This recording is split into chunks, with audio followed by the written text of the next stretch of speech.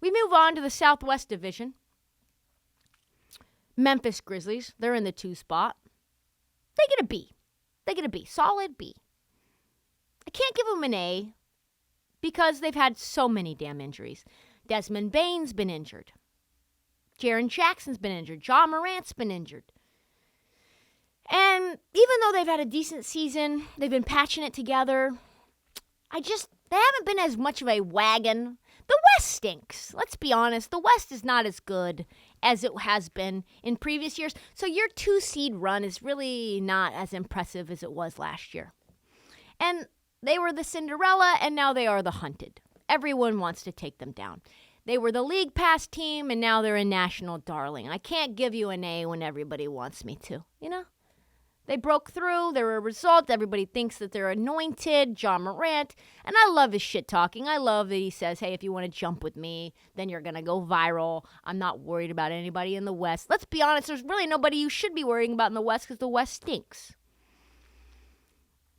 But if they can be healthy, they're going to be dangerous. They're going to be the silver gorilla, as they say.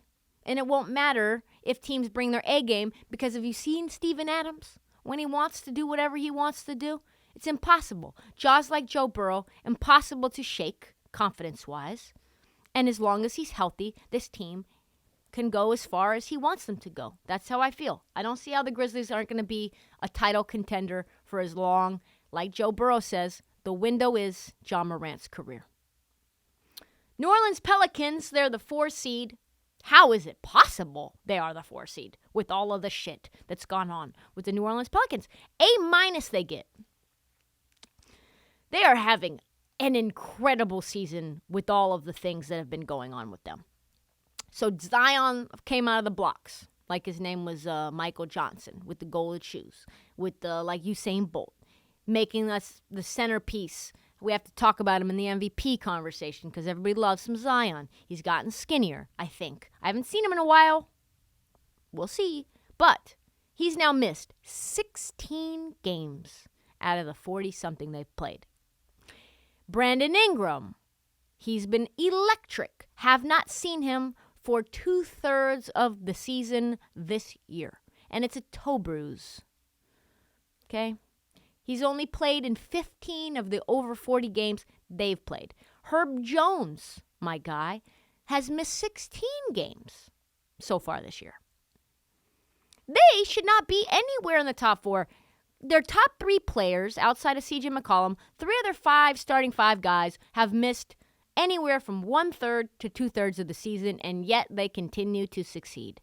They are balling out. CJ has been incredible. Grand Theft Alvarado has stepped in and done wonders for this squad. Valanciunas, love the piece for him. He is just a steady rock in the middle. The team's got depth. Najee Marshall is averaging 10.5. Larry Nance Jr., Devontae Graham, who they'll probably move. Dyson Daniels, I am so high on. He is like this secret love affair that I have. He doesn't know that I love him, but he's all playing significant minutes as well due to the injuries. And then the few times that this year that they've been healthy, they've been pretty much unbeatable. If they get healthy right before the playoffs, look out. The Pelicans could legitimately win the West. Mavs, 5 spot right now, and you should be grateful to be there, honestly. It is gross. C for the Mavs. They haven't fallen out into the play-in spot, but again, the West stinks, and they have benefited from the stinky West. I give them a C because all they do is rely on Luka. If Luka continues to play at an MVP caliber, they win games. If he doesn't, they lose games. Pretty simple as that. If Jokic didn't exist, he would be a shoo-in. He does everything. He shoots, he passes, he defends, he complains to the refs, he shit-talks to the teams, he drinks on the job. Everything that you want from a European superstar. Probably brings hoes to the game. But the problem is, he's starting to wear and tear a little. That's what happens when you're not in shape. You can't put up those minutes without you starting to decline. You're playing like a Honda Civic right now. On the freeway, you're a V4. And you're wearing out. He's missed 2 of the last 6 games. in those games that he has played, he's only averaged 23.6 points, which is well below what his average is for the season. And this is not a team that can survive, can do much of anything with Luka scoring 24 a game. No chance. They have no depth, which is why they have lost 6 of their last 8 games. One of those games, mind you, was to the Atlanta Hawks, which, as you know, if you listen to this podcast, is an absolute disaster. The one saving grace has got to be the trade deadline. Tim Hardaway is rumored to be on the move. Christian Wood, maybe. Mavs, if they can't sign him and they can't get a deal done, they said that they would prefer to trade him. They can improve, they can get to an A, or they can fall to an F, depending on what they do moving forward. It's all in your hands, Dallas. We'll see what you do at the deadline. San Antonio, you get a B+. I know, seems weird to give a high grade to a team that is woefully terrible, but they understood the assignment. Sometimes it's like you go to a virtual online oceanography course, you figure out someone who can get you a little scrapbook made with a bunch of sea anemones in it, and then you turn it in, and that's all that you're responsible for doing in order to get an A in this class, okay? The San Antonio Spurs' only assignment is this one thing. Do everything that you can to put yourself in a situation where you're not only competitive, but you're losing. Do you know how hard that is? To be competitive and lose, it's almost impossible, in fact. And yet, the assignment is to do that, to put yourself in a position, the best position, to get Victor Wembanyama. That's it. And to that end, they started off a little rocky, winning a lot of games. But since then, they started to figure it out.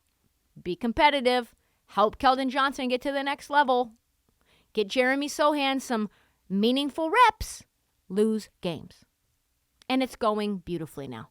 Victor seems to be at least a perfect fit in the Tim Duncan model, but a new revitalized version in the modern NBA.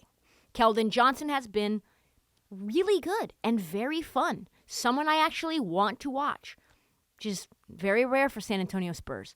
Devin Vassell has been hurt, but he's shown promise. Jakob Poeltl probably going to get moved because he's too good for this team right now. And listen, they don't need a big. They're about to get one. Josh Richardson, he's maybe the worst NBA player I've ever seen. So to that end, maybe he helps them towards their assignment. But so far, so good. I think there's going to be some organizational changes.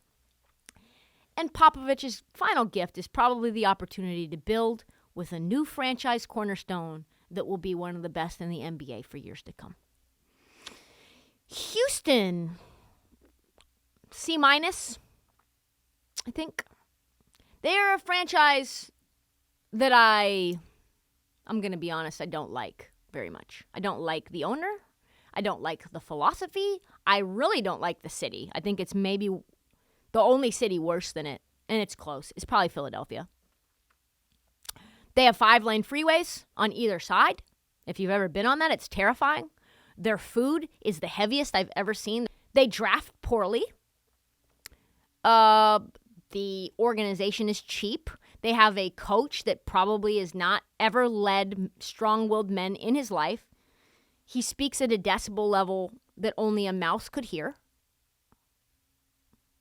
They can't play team NBA basketball. They've got a bunch of pure hoopers, and that's it. Let's be honest. Like, they've got maybe 3 guys who can play organized basketball, like, well, and want to. Let's be real. They're, like, athleticism through the roof, but, like, who really wants to do all the fundamental things? Do you see them? Who are they? Eric Gordon? He hates it there. He wants out so badly. He tells him, it's literally, he's quiet quitting. Have you heard that term? He's quiet quitting.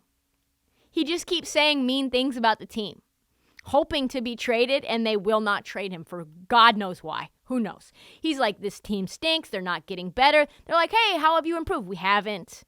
We hate each other. No one plays for one another. And it's true. They're 1-17 in their last 18 games.